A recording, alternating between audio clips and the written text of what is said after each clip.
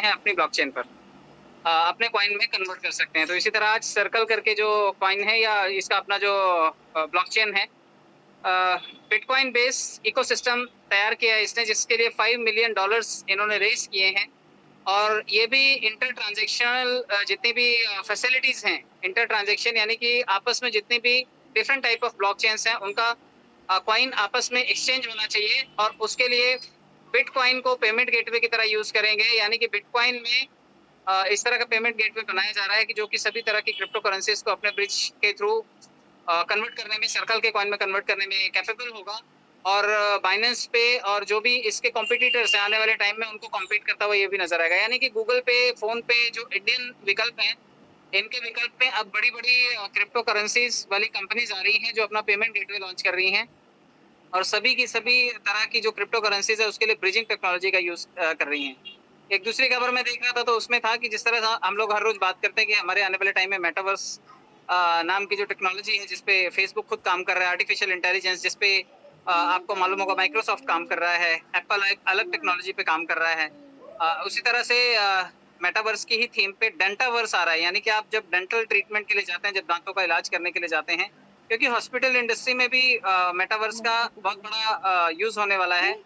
जो काल्पनिक और फ़िक्शन वाली दुनिया होती है, जो वीआर ग्लासेस के थ्रू हम लोग देखते हैं और हमें लगता है कि जो रियलिटी है ये बिल्कुल काल्पनिक जो है वो रियलिटी नज़र आती है, अलग-अलग दुनिया में हम ट्रैवल करते हैं। उसी तरह से डेंटल ट्रीटमेंट में भी अलग-अलग एंगल से जो दाँतों का फ़ोटो क्लिक किया जाता है, जो उसकी ट्रीटमेंट की जाती है, जो उसका रूट कैनल किया जाता है, हर तरह के इमेजेस को क्रॉप किया जाएगा, शूट किया जाएगा और पिक्चर्स की फॉर्म में या फिर लाइव फॉर्म में उसको मेटावर्स की तरह प्रेज़ेंट किया जाएगा। यानी कि ये भी बहुत बड़ी इंडस्ट्री है और मेटावर्स जो कि डेंटल केयर में यूज़ हो रहा है, पेशेंट की केयरिंग करने में, पेशेंट को ट्रीट करने में। काफ़ी सारी टेक्नोलॉजीज़ में इस वक़्त ब्लॉकचेन और मेटावर्स को एग्ज़ीक्यूट किया जा रहा है। तो हम लोग एक ग्रोइंग टेक्नोलॉजी का हिस्सा हैं। कल भी मैं बता रहा था कि हमारी जो डिजिटल लैंड है, वो कहीं ज़्यादा महँगी बिक रही है आज की तारीख में फिज़िकल लैंड से। आप जो छोटे-छोटे कार्टून्स देखते हैं, अ, पोपाई का एक इमेज देखते हैं, जो ऐप ऐप का एक इमेज देखते हैं, बंदर का एक इमेज देखते हैं या फिर जो वो चिड़िया वाला टाइप का कोई इमेज देखते हैं, ये सभी इमेजेस अगर सब की सब जाकर के एनएफटीज़ की फॉर्म में लिस्टेड हैं, बाइनेंस पे लिस्टेड हैं, तो आप उनको जाकर के देखेंगे, उनकी एक-एक एनएफटीज़ की कॉस्ट $3-3 हज़ार, $30-30 3-3 मिलियन, मतलब पैसे की आप अंदाज़ा लगाइए कि जितने के हमारे कॉइन नहीं, उससे कहीं ज़्यादा महँगे इस टाइम एनएफटीज़ चल रहे हैं।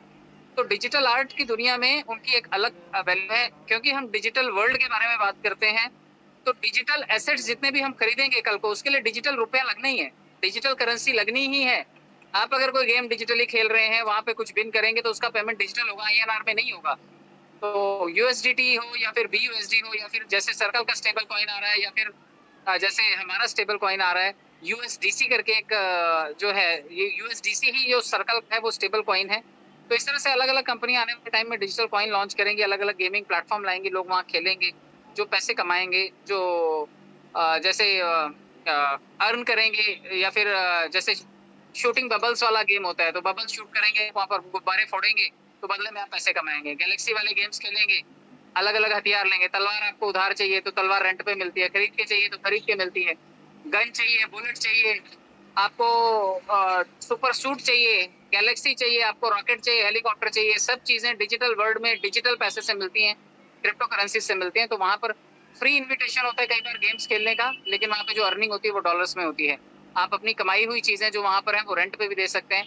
आपने जो डिजिटल लैंड लिया हुआ है किसी को भाड़े पे दे सकते हैं और इन सब का एक डिजिटल कॉन्ट्रैक्ट होता है, स्मार्ट कॉन्ट्रैक्ट होता है या फिर यूँ कहिए ब्लॉकचेन पे लिस्टेड कॉन्ट्रैक्ट्स होते हैं जिन्हें कोई भी एडिट या डिलीट नहीं कर सकता।